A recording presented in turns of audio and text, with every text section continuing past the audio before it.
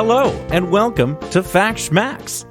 It's the podcast good enough to get you a C. Minus. My name's Matt, and I've got a story to tell you. And my name's Kev. I have a story to interrupt. Hey, Kevin, how you doing? I'm pretty good, Matt. How are you doing? I'm good. I cannot wait to get into this Fact Schmacks game, so let us do it. Oh, just right into it. That was the most direct Absolutely. you've ever been. Yep. I had nothing. Nothing? Nothing. Yeah, 2 Nothing weeks in the to prepare tank. and nothing. Nothing in the head. All right, fair enough. Empty head, empty heart. Well, I don't think your heart is quite empty. In fact, I think it's filled up a lot with our following subject.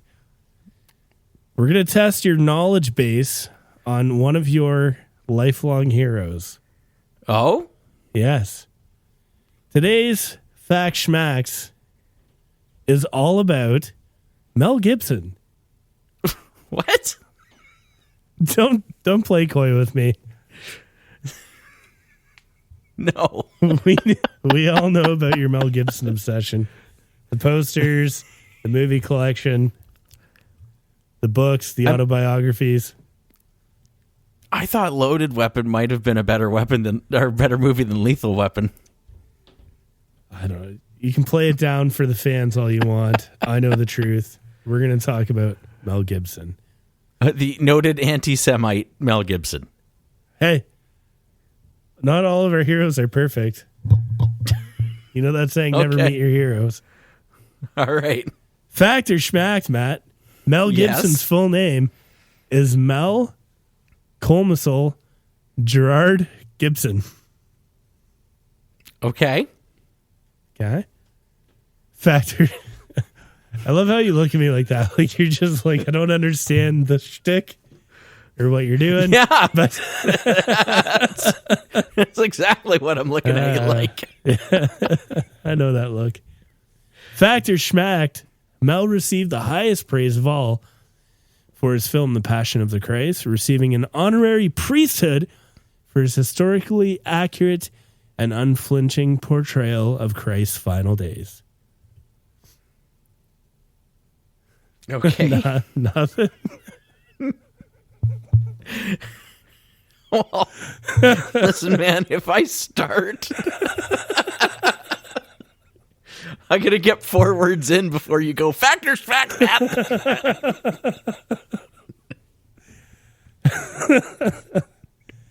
All right. Fact or fact? Because of his mother, Mel maintains dual Australian-American citizenship.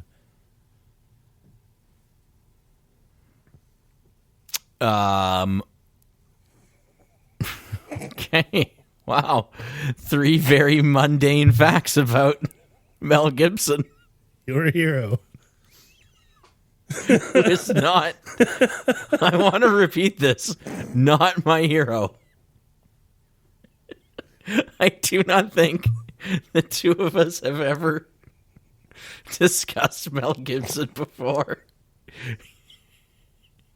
This is killing you. Listener Kevin is having a hard time speaking. He's laughing so hard right now about this stupid bit. All right, well, let's go through them, Kevin. So, his name is Melanie. Oh my God. That is exactly what I wanted out of that. Wow.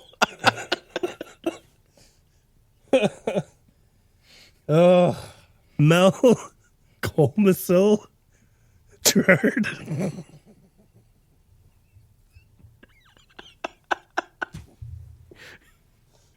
You can't even get through his name. Every time I look up at the screen. And I'm just looking at you kind of disappointedly and a little confused. Oh my God, man. Oh, that face. That face is killing me. All right, right whatever. now. Fuck it. I'm just going to say it's the second one. Is what, true or false? Is false. Excuse me. Yeah, yeah, that's a schmacked. So is the third one. The only thing that was true was his name. Yeah, which sounds totally made up. Dumbass. Oh, shit. Oh, Adam's going to have a riot with that. I don't know, man. Well, there are, after all, some chemicals that explode shatteringly, some that flame ravenously, some that corrode hellishly, some that poison sneakily, and some that stink stenchily. As far as I know, though, only liquid rocket fuels have all those delightful properties combined into one delectable whole. Hold up. That was Isaac Asimov wrote that. Essentially a word. According to Isaac Asimov, it was. And are you in any position to disagree with him? Probably not. I didn't think so. Well, what we're going to be talking about today ultimately is the sort of thing that only happens inside of a dynamic. People will make decisions that seem kind of ridiculous on their face. And this only really happens because of the because the dynamic that that people are in. Well, we're gonna end. We're gonna start at the end of a period that's pretty contentious for Mel Gibson. At the end of the Second World War. Oh boy, the world was in a pretty weird spot when you get right down to it. The Western world, mostly the U.S., had leveraged superiority in manufacturing and technological development and naval and air supremacy to bring Japan to its knees. And at the same time, the Soviet Union had marched halfway across Europe with the largest land army ever assembled, and were hanging around Western Germany. There was, a real fear that the USSR was going to, kind of Leroy Jenkins and march over the rest of Europe. Really, what was stopping them? Well, as far as the U.S. was concerned, the only thing that was stopping them really was them and their atomic bomb. There was a lot of pressure at the time, I believe, for Roosevelt. No, not Roosevelt. Who came after Roosevelt? No, Truman. Truman. Yeah. And then Eisenhower. For Truman and Eisenhower to use the bomb.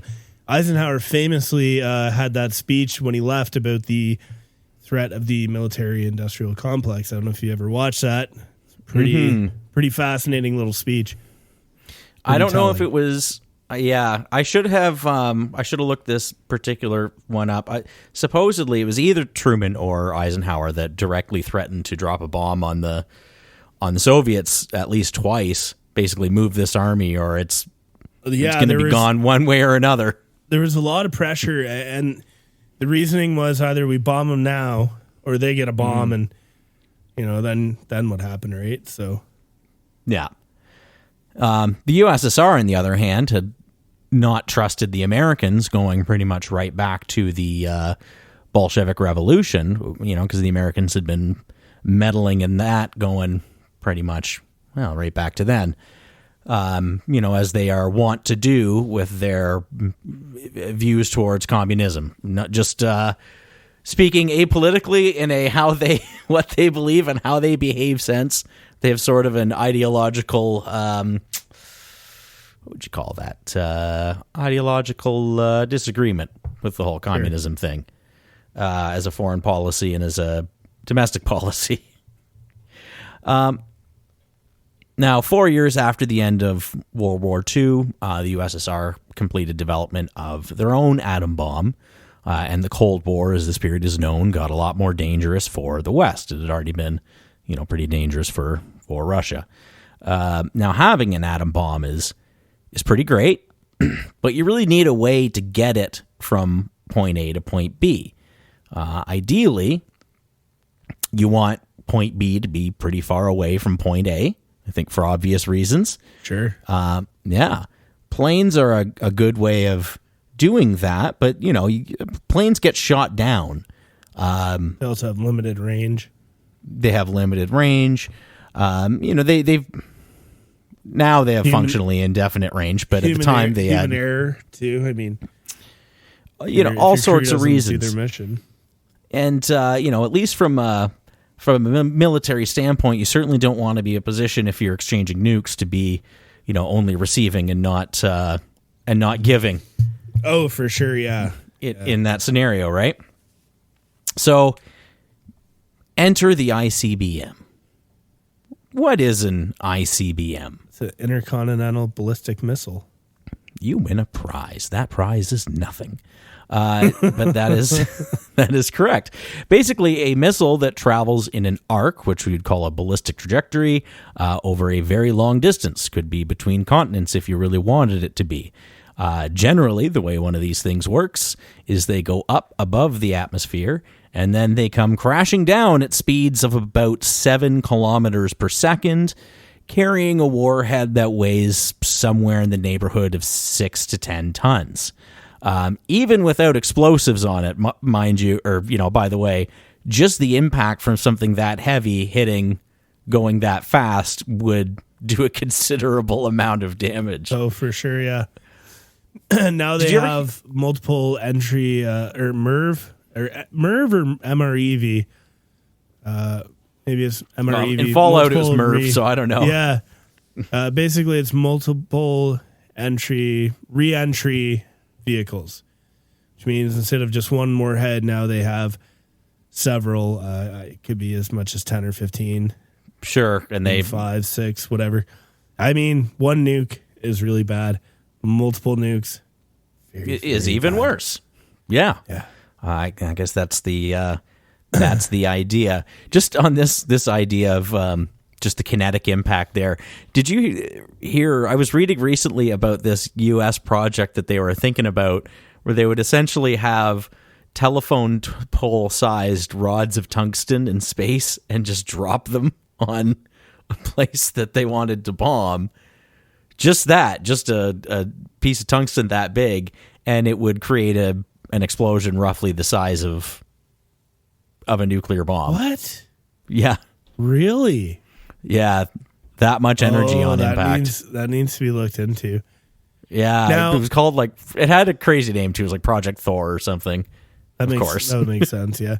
Yeah. I could kind of see it, but I thought that a lot of the things that came crashing down, if the space station came crashing down, it wouldn't be a nuclear explosion at the bottom. I always thought that things that crashed on it's Earth, largely empty. So you're saying the density of these things is what would cause the issue with the speed? Energy is just a function of, speed versus mass. Well, it's mass and speed times right? Acceleration is your force, right? Yeah. So you have something going, it would be going Terminal on the order velocity. of 7 kilometers per second. Oh, it'd be going way faster than terminal velocity. Because it would be telephone pole shaped, it wouldn't get slowed down nearly to terminal velocity. It'd be going so much faster than that. You know what I think would make for a great show is for somebody who's actually a physicist or smart to actually kind of pick apart our theories. Terminal velocity the fastest you can fall? Well, it's the fastest. It's the fastest that Earth's gravity would just accelerate you to if you fell from a building at atmosphere level. Okay. But if you're orbiting around the planet at 16 kilometers per second, and all of a sudden you just get nudged into the planet, you're still going at 16 kilometers per second all the way down, right? Yeah, I guess, And then you're saying 7 kilometers per second is what you would hit That's at? about what an ICBM hits 7,000 meters a second. Yeah. Yeah, that's probably pretty hard. That's all. This real fast. So hold up then. Hold up. Yeah. Are you telling me that, like, basically, I don't know, like, I'm thinking of like a telephone pole sized tungsten rod, and I'm trying to think, like, density wise. There must be a reason why it was telephone pole like shaped for reentry and, you know, all that, right? Yeah. Or maybe that's just an efficient way to get it up there. I don't know. But yeah. Like, I'm just trying to think of like a satellite or something that could come down. Anything orbiting the Earth is traveling super fast. It's basically but it's not dense like that, right? Because stuff's heavy. Getting it up there is heavy. Yeah. You know, or anything you do get up there is you have to have enough fuel to get it there. The 10-ton So you're saying getting warhead, it up is difficult. Yeah. Well, if you got 10 tons you're slinging around. Like the 10-ton warhead takes up a full, 2-stage rocket to get it across continent. Yeah. So it takes a lot of fuel, and it's just hard to get things into space. So I don't right? Like Sputnik was just a metal sphere with an antenna. I don't think it did anything. Yeah, you don't think it was super heavy or... No. It's really hard to get things into space. Yeah. Hey, it's the prohibitive factor. Have you seen the kinetic launcher that they have now? Kinetic launcher. So it's like this spinning disc that starts to accelerate, spins around super fast like a centrifuge. And then at a certain point on the, at a certain point in its arc, it releases a projectile.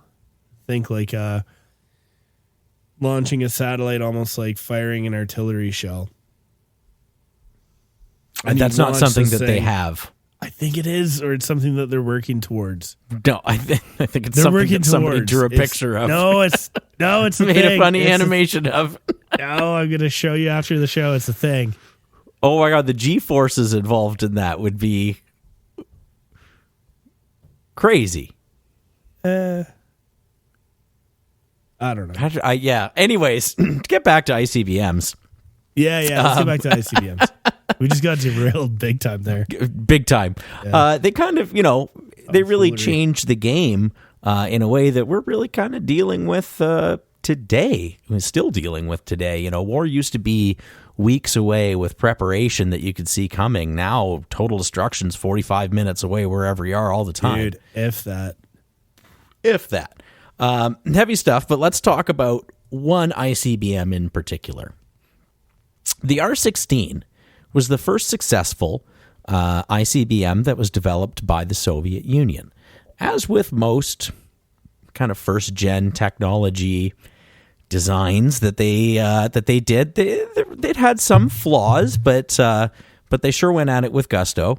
Not to be dismissive of Soviet advances, but we'll get into it.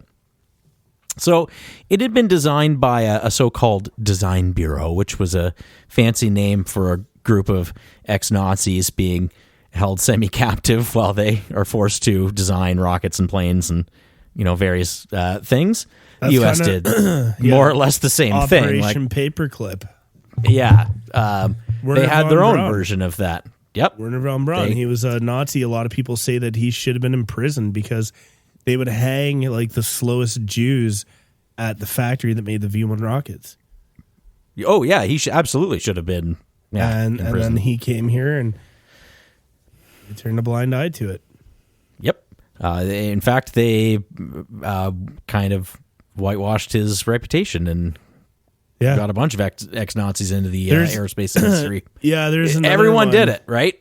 There's another one. I can't remember if there's like a launch center named after him. There's an award named after him, and he was like a staunch Nazi as well. And same deal. Just just let it go. So it had been, like I said, designed by this design bureau. It was actually about 10 months ahead of schedule, this rocket, which I'm sure a lot of people involved with the project were really excited about at the time, when they were ahead of schedule and they had this like working kind of test design.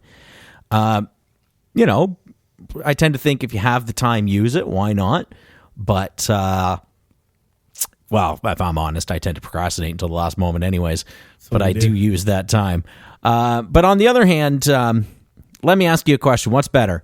Would you rather spend 10 months improving a rocket and hashing out important procedures and, you know, really thinking through things? Or do you think it'd be better to launch it before the 43rd anniversary of the Bolshevik Revolution? Bolshevik?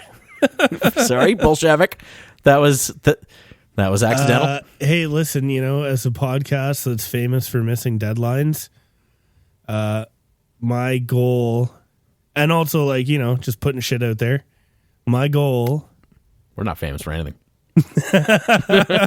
Like famous to me is what I mean. Like, sure. We're notorious for, you know, just, doing things off the whim. I say, fly that puppy. Build it as it goes. That's what we're doing here, and it's absolutely look how well it's working. Build it while it's flying. Just build it while it flies. Yeah, for sure. But well, maybe it's not fair to ask you because you're not in charge of making that decision. No, I mean, guy who I would actually take the time to make sure it works right. But I know what they did. The guy who was in charge of that was a guy named Mitrofan Nedelin, and he was the chief marshal of artillery. Which put him in charge of rockets. Good for him. Now, the thing we're going to be talking about today, or we have been working towards, and we are going to be talking about, is called the Nedelin catastrophe. Usually not good when anything gets named after you, or no, that's always been the case in the show. If you get named after, and if catastrophe is the next word that comes after your name, doesn't bode well for this guy. Who is Nedelin, though? Mitrofan Nedelin. He made his name shelling the ever-loving shit out of Nazis. Yeah, he was awarded... You're right. Nothing wrong with that. You know, they're Nazis. They're Nazis. He was even awarded a Hero of the Soviet Union medal, which is like their gold star, as a result of his heroic marmalizing of Nazis. After the war, rose through the ranks. Eventually, he's put in charge of the rocket program as part of his general portfolio of responsibilities as the artillery guy. So he gives the order to start making the first rockets because he decides that's a pretty good way to get, you know, explosives from point A to point B. The Germans have been working about that. He puts this guy, Mikhail Yangel, in charge of designing rockets, that ultimately to get bombs to the United States. As a small offshoot of this decision, this project, the Space Age, was born. When it came time to test the rocket, he made sure that he was personally on hand, along with a bunch of other hangers-on and other people. So you got this rocket. You're way ahead of schedule, and everyone agrees that's pretty cool. So why not take it for a test run, right? On October 23rd, 1960, which is about 2 weeks ahead of the actual anniversary. The anniversary is on November 7th, but you got to fly this thing, film it, then, get ready. It's a big PR thing, right? So they got to get ahead of time. So they put this rocket onto a launch pad in the Baikonur Cosmodrome in Kazakhstan. Now, I'm sure you're picturing like a silo for launching ICBMs, but picturing a pad. That's how they launched those things. They would stand it up on a pad, and because they're usually stored on their side, so you got to stand it up, and then you fuel it up, and then you launch it. All in all, it would usually take about 3 hours to get one of these bad boys from on its side to in the air, which is not great in that era. Now it's pretty quick, right? Sure. Now, why would they have to fuel them up? Why can't you store the fuel in them? Well, Here's the thing. At the time, they used liquid fuel. Not just one fuel. If you use liquid fuel, you need actually the fuel itself, which in this case was... You're getting ahead of me, buddy. I know. I like to just play along, you know. Playing along from home. In this case, they are using unsymmetrical dimethylhydrazine and an oxidant to help it burn, because there's no oxygen in space where it's going to be spending a significant portion of its trip. The oxidizer they use is a solution of N2O4, so 2 nitrogens, 4 oxygens, which is good. A lot of oxygen in there, Super right? rich You want oxygen, that. Yeah. And that was in nitric acid. Affectionately, they would call this concoction devil's venom. This is the stuff that's the problem. You could probably keep the unsymmetrical dimethylhydrazine in there for a while, but this stuff has a 48-hour shelf life once you get it into the fuel tank. It's an acid, and it will burn through whatever you put it in within 48 hours. Yeah, I've heard this. I've heard, I think it was like, I think they use hydrazine still in certain things, or for a long time, even in the States, use hydrazine. Hydrazine or a fluorine, maybe? Yeah, there was a thing where there was this, in Arkansas, where they had this Minuteman torpedo, ICBM, that blew up. Because someone dropped a wrench. Yeah, we talked about it. I don't know if we talked about it on the show. Did we talk about it? No, I was actually just independently looking that up as part of this. Dude, that's a great story. The book Command and Control. I read the book Command and Control, and the book kind of meanders between telling the story of this explosion in this silo, this nuclear missile silo. So it tells the story, every second or third chapter. But then throughout the rest of the book, it talks about the command and control structure of the United States and loosely Russia, where it also looks at, broken arrow incidents where they lost nukes or almost blew shit up. You can't believe how many times they almost accidentally detonated a nuke. And then also what the actual plans were for if there was a launch. Like, you don't just bomb Moscow with one bomb. You hit it with 15, 30 bombs. Like, it's insane. Yeah. Blows your mind. Well, it gets overkill at a certain point because they've got hundreds of these things. So, dude, there's you're not just going to do one per city, right? There's no chance. Ugh. So, yeah, this stuff, 48 hours once you get it in. Now, as you can imagine, rockets are complicated. It's literal rocket science. But, sure. A few things to note about the construction of this. At least one thing to note about, a few things to note about the construction of this rocket in particular. It had 2 stages. Kevin, you've played Kerbal. I know you know what 2 stages. The Kerbal.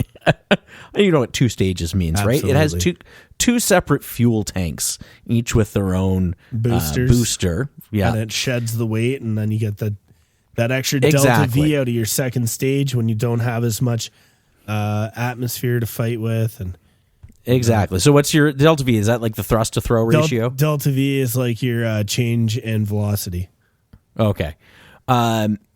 The central problem, obviously, with sending, not obviously, maybe you don't know, but the central problem with sending things into space is it takes fuel to get things into space, and fuel adds weight. Sure. And so you put more fuel in, and then you've got more weight. And there's a break-even point, and doing things like having separate fuel tanks to separate out certain parts of the journey really helps with controlling the weight portion of it, right? So... Yeah. As the rocket takes off, it's supposed to shed the first stage, which falls down and probably, crushes some farmer in Kazakhstan or something. Probably. And then, then the second stage fires and keeps going. Yeah. I think usually there's even like a tiny third stage for reentry. Sometimes, like the Saturn rockets. So in order to get anything off the ground, you have to have a thrust to weight ratio greater than 1. Something like a Saturn rocket had a thrust to weight ratio of 1.5, and we're talking like that thing was huge, right? And I'm pretty sure that was a 3-stage rocket. Yeah. And then it had all the stuff. Yeah. I mean, technically, if you add the lemon to that, it would probably be like a 4-stage. But I digress.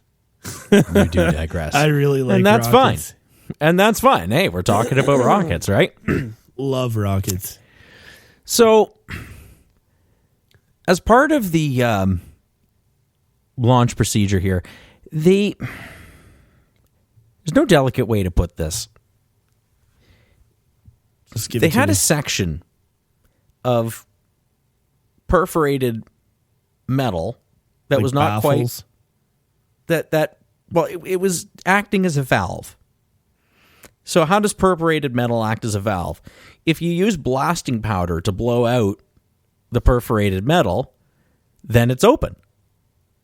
So that's how they were using perforated metal as a valve, because they're not reusing these rockets. They don't give a shit what happens to any part of this.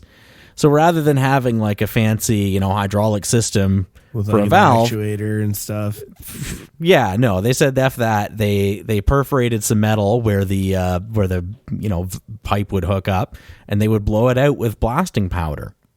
That seems like a bad idea. Funny enough, this isn't actually directly responsible for what happens, but it's just part of the story. But it's one of the kind of janky design decisions on this thing that we're going to go through. But these blasting caps were known to fail frequently. So their solution to this was to have a guy go and get as close as he could in or on the rocket to where this valve was. We're calling it a valve, and listen for the pop to make sure that it went off, right? So they get the guy up there. They're supposed to be blowing the top part first, so the second stage. This guy's up there. He's listening. They hit the button. He doesn't hear shit. Okay. But then they see smoke coming from the bottom part. So they think the wiring's fucked up, but they don't know how bad the wiring is fucked up. Is it just this issue? If they hit the other button, is the other one going to go? They don't know. I don't know. Maybe they tried the other button and it didn't. But for whatever reason, they come to the conclusion that the rocket is broken electrically. This is the first sign of trouble. Tick-tock, 48 hours, right? So the two questions they're facing are or problems they have. Do they know if the electronics are working, and can they figure it out in 48 hours? You would think that it would be just a simple matter of siphoning fuel out of the rocket to buy themselves some time, but there was no procedure in place to do that. They literally didn't know how to do it, but it's 10 months early. So that's lots that's to good. Figure it out, I guess. Well, no, they have 48 hours to figure it out, or less. So they decide basically to replace the entire wiring chassis, from what I understand, on this thing while it's on the launch pad full of fuel. Like, that's gonna people be are fine. like, people are like putting ladders right up to the rocket, getting up there, hammering on shit and ripping wires out, sparks and shit. Yeah.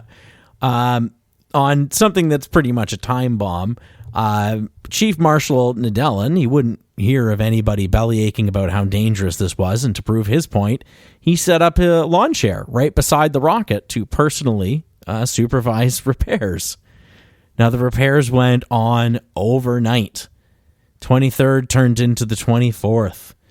The next day, around 6 p.m., that's how long they'd been working on it, at least 24 hours at that point. I couldn't tell exactly how long when they'd started this launch procedure, but they had been working on it for quite some time at that point. Around 6 p.m., they're within about a half hour of being able to launch this thing, they think.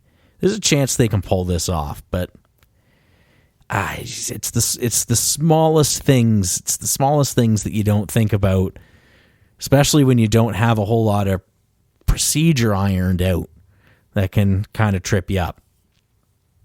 because it's cold in Kazakhstan in November. And batteries don't work as well in the cold. So they started the battery early. And here's how this battery on this rocket worked. You know how a battery, it's got two chemicals. It's got an electrolyte, or not electrolyte, an electrolyzer, and then it's got the other chemical, which I'm not sure, but cathode and an anode. Sure. Cathode and an anode, I think. One of them's full of electrons, and the other one's got, some positive stuff. You can mix that together. You can have them separate.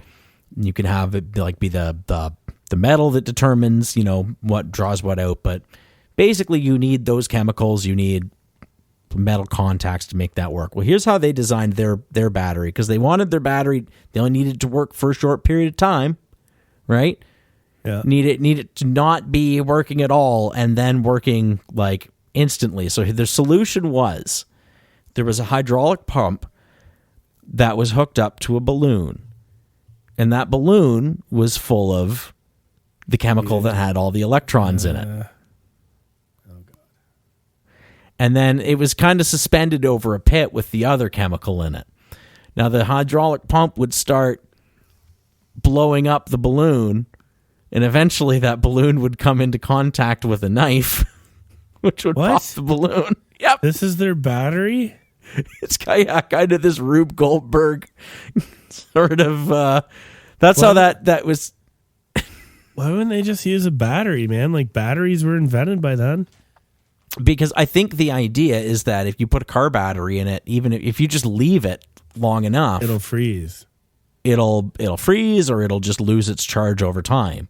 So they need something that when they go to use it, they need to know it's going to work every time. So they keep the chemicals totally separate. I don't know. And this is their system to mix them. I don't know about this. I think is the most hilarious thing in the world. I don't know, dude. That seems like I've never even heard of that. Yeah. Like, it's not even one of those things where you're like, oh yeah, that's how they used to do it. No. Nobody does it like that. No. That's insane. It's terrible idea. It's 1960. Yeah. Like, if you said 1904, I'd be like, yeah, okay, well, they didn't know about these other things. I'd be like, 1960, you can put a fucking thermal blanket on a battery or something, a heater on a battery with a backup battery, something, man. I don't know what battery technology was like in 1960. I don't know, dude. Anyhow, carry on. That's how they did it. Now, like I said, this is a complicated machine. A lot of things need to happen at specific times. Like the first stage, you light the first stage. How does it know when to fire the second stage, right? How does it know? I don't know. I'd assume that there's some kind of... in that day and age, without computers... you could have had some kind of like you can have like a bimetallic strip that when it reaches a certain heat, it creates a charge.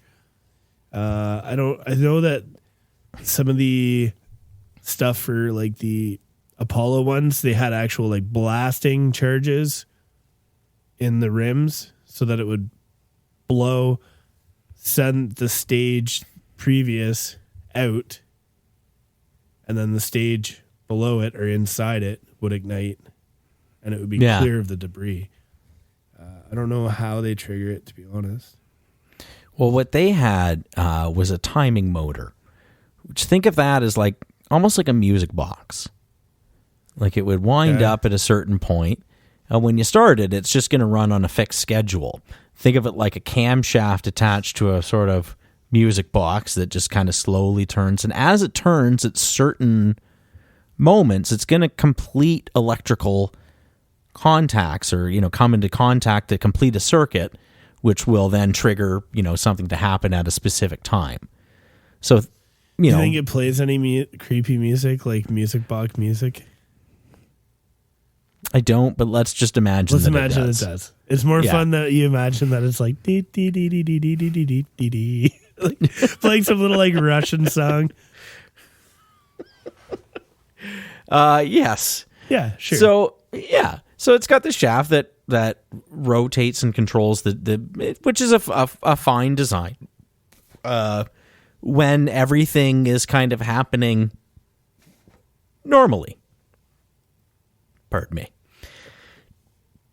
But during repairs, this thing had kind of gotten out of alignment for some reason. I don't know if it's people like climbing all over it, or for whatever reason, it just wasn't in the right spot to start. Now, this is fine, as the shaft can be reset. There's a procedure for that, funny enough. Good thing, right? But when you reset the shaft, it would pass by and momentarily touch the connection that was responsible for starting the second stage of the rocket. Now, normally, this wouldn't be an issue, as the battery shouldn't be on when this is happening. Oh, no.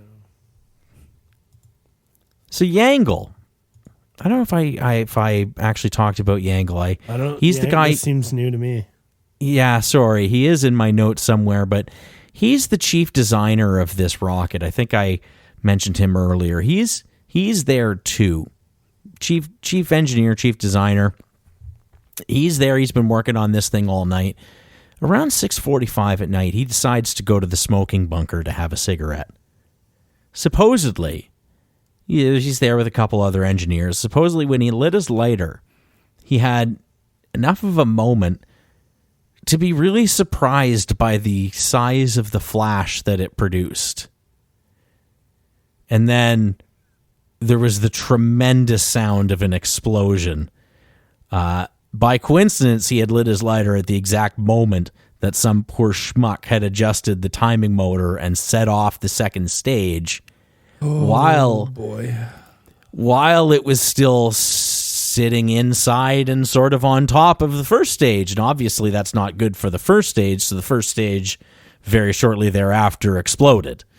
The luckiest people, I would argue, were in the smoking bunker because they survived.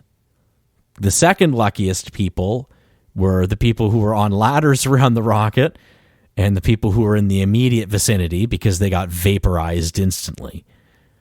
The remaining people, supposedly, fled towards the perimeter of the site while they were on fire, got snagged up by the barbed wire and fencing, fell down, and choked on the toxic gas that had already settled into any low-lying area. Super toxic, and I'd assume super toxic. So all in all, about 120 people died in this explosion. The only pieces of Nedelin, the guy in the lawn chair who was beside the rocket, that they were able to locate was his melted gold star. They found it apparently melted into the concrete. Part of one of the shoulder boards of his uniform. Oh, shit. And his watch survived, which was stopped at the time of the explosion. There was nothing else left of him. No kidding. Yeah. The Soviet leader, Khrushchev, he arrives on the scene. And supposedly, Yangle, this poor guy who had gone for a cigarette, he yelled at him. The guy was already blaming himself for what had happened because he designed the thing. But Khrushchev shows up and yells at him and says, "Why aren't you dead?" Yeah, basically, you should be dead right. too. Yeah. Did he end up getting executed? Oh, okay. No. Actually, they held somebody responsible. I didn't look into who that guy was because I don't think that guy survived. They usually just find some dead person and call them the scapegoat, right? Scapegoat. He had a heart attack though a few months later. Due to the stress, he lived, but he was never the same. He had been like a pretty ambitious guy. He had been gunning for the top job. You're a rocket scientist, man. He's a rocket scientist. No. But he was, that was kind of it for him. Everyone who died at the accident officially died in a plane crash. And the explosion was actually kept secret until the collapse of the Soviet Union in shit. the 1990s. Yeah. Technically secret. The Allies mostly knew about it. They learned about it from escaped scientists. The U.S. had pictures of the blast site, but they chose not to say anything because, in those circumstances, it's worth your time to not say what you know, right? Yeah, for sure. For sure. Keep it on the down low. Yeah. One little fun offshoot of this is that this set that, their ICBM project back a little over a year, but they were 10 months ahead. So they only lost 2 months. Is that how that math would work? I guess. Yeah. I would put it at more because, who knows, who's to say that if they hadn't lost or if they hadn't launched 6 months ahead that, this wouldn't have happened. Anyways, as a direct result of this, the USSR temporarily kind of leaned away from ICBMs and pursued a plan to put intermediate range ballistic missiles or IRBMs somewhere closer to the U.S., like, Cuba, let's say. Yeah. Is that one of the reasons why they picked, they started pushing at Cuba because they'd had these events around their ICBMs where they weren't successful? No shit. This one in particular. Well, and it good story, one of the reasons that the Allies knew that something had happened is because they noticed that hey, there's 20 or 30 rocket scientists that nobody has seen in a long time. Oh, they lost a bunch of their scientists. It wasn't just workers; it was scientists and everything. Oh yeah. It was all hands on deck. Yeah, they lost a ton of people. God damn, which is awful. Yeah, awful tragedy. I always find it's funny whenever you hear stories about specifically anything that goes bad in the Soviet Union is the what do they call it over there? Politburo. The politic, basically the bureaucracy of the communist system was just this just this maze of awful shit where the bureaucracy, the Minister of Homes and all these different layers of government watching other layers of government being watched by other layers of government. You know what I mean? And everything was just almost very competitive to the point. I almost thought you were going to say Orwellian. Well, but and then you had all these kind of things that would go wrong, like Chernobyl. Yeah, the ministry of the different ministries and whatnot. They didn't communicate with each other, and everything was just fucked up. Which is the same. That's I don't think that's necessarily something that's. It was maybe particularly bad in the Soviet system, but that happens everywhere, right? But competition between. I think the bureaucracy in the Soviet system. The Soviet system basically is bureaucracy from everything I've seen. It's just it's just a weird system. What's that? So, remember when we were working at the bridge? Yeah. And how could I forget? We both worked at types of businesses where there'd be an office in the location that we worked at, and there'd be an office in a different location. And it didn't matter what company you worked for. It was always, those clowns in the, X location. Oh, dude, it's night there was shift. But there was the night shift. There was no competition between people who were in the same location working for different businesses. There was almost more animosity between people who were working in those businesses with other siloed sites inside that business, right? Yeah. Yeah, I can see that. I work for company X in location Y, but my real nemesis are the people who work for company X in location Z. Yeah. I get what you're saying. I don't know, man. It's just, obviously it's a weird system, especially us, right? I've always been fascinated by kind of that Soviet era, anything 20th century, tickles my fancy. I know a lot about World War I and II and Cold War and all that. Like any kind of 20th century history, I really dig. And I'm always fascinated by the Soviets because it was such a closed off society. Yeah. You know, that you don't really like what you saw and what you were told. And then what it was probably really like, you know, trying to learn that, to me, it just fascinates me. Yeah. I mean, they're kind of being danks right now, but I've always wanted to go there. Yeah. I mean, to say the least, right? Like, fuck. Get out of there, you assholes. But anyhow. It's such an interesting place and such an interesting culture. Well, you know, in a lot of ways, like, geographically, we have a lot in common with them, in a way. Yeah. We live in a cold as fuck country. You know, that's kind of broke. Like, not really, but like, you know, the Soviets we play hockey. Yeah, we play hockey. The Soviets were always kind of like Canada's always kind of been like America's poor relations, you know? Like, actually, I don't know. Like, driving around, our roads are a lot nicer than the roads I see over across. You know what we are? What's that? We're the friend that's following America around that's always apologizing for them. Yeah, that's good analogy. That's probably a better analogy. I'm sorry. I'm so sorry. He gets like this sometimes. Oh man, every once in a while he goes on a bender. It's really weird. You realize that that's our relationship with each other. Who's who? That's the thing. I don't know. I think it switches back and forth. Man, that was a really good story. I like that. Yep. So learned a little bit about rockets, learned a little bit about history, and a little bit about sociology, I would say. Go. Yeah. You got a closing fact and for me we learned there? a little bit about Matt. What's that? That I'm the world's biggest Mel Gibson fan? Well, I didn't say the biggest.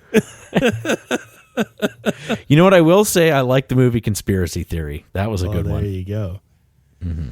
And it has nothing to do with his anti-Semitism. You're a very non-anti-Semitic, very good person. I don't have any particular.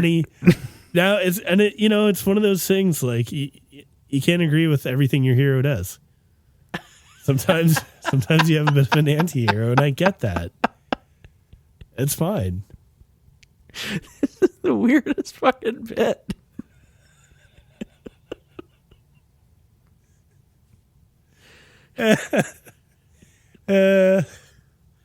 Anyhow, Kev's closing fact. Cats make about 100 different sounds, whereas dogs make only about 10.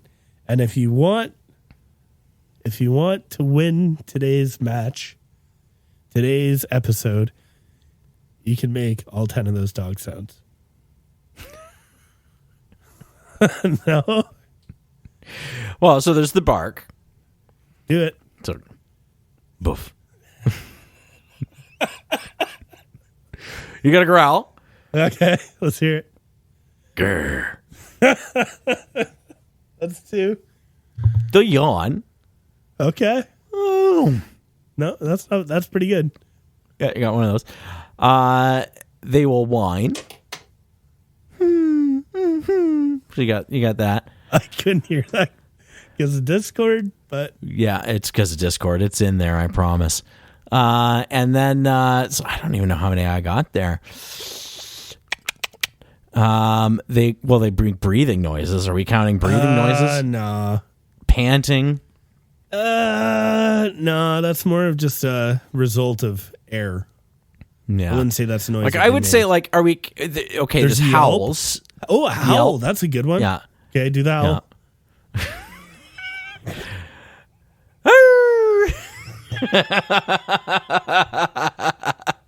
And a yelp.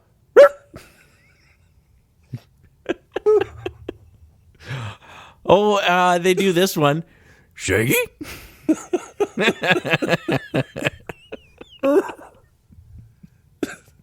Oh my God, I'm done.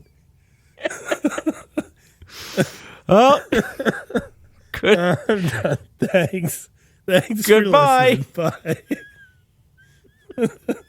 Thank you for listening to Fact Smacks. We hope you enjoyed our show. If you want to hear more, be sure to check us out on Patreon at patreon.com/factschmacks. Or you can check us out on Facebook or on YouTube or on twitter.com@FactSchmackedPod. We also have a website, factschmacks.xyz, because we know you haven't had enough yet. Sure.